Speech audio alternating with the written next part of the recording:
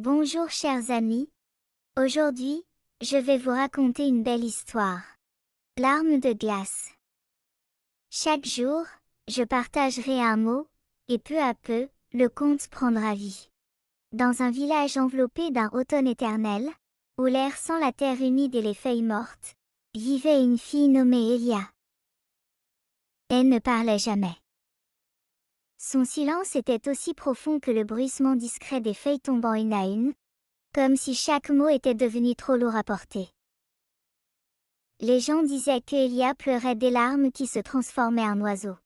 Pas des oiseaux ordinaires mais des créatures légères et translucides, nées de la brume et du chagrin. Cela n'arrivait que rarement.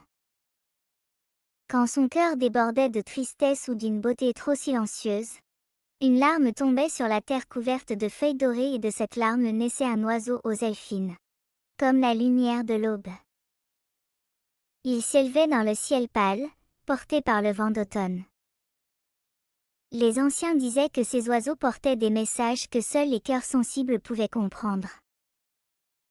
Un jour, un garçon du sud arriva.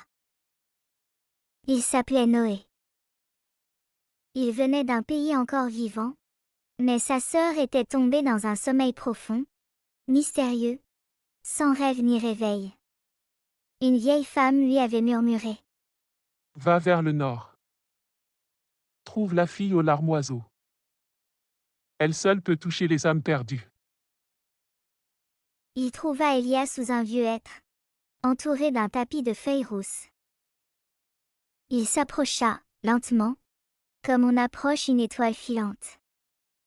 On m'a dit que tes larmes deviennent des oiseaux. Peux-tu en offrir un à ma sœur?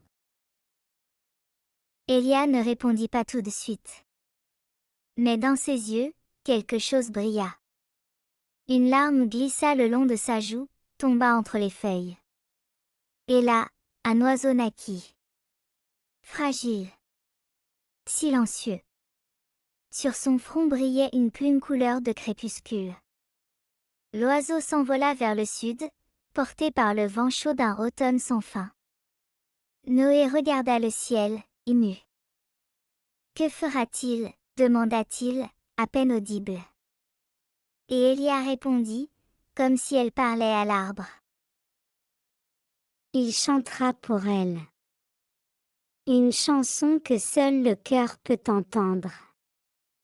Et si son âme est encore proche, elle reviendra.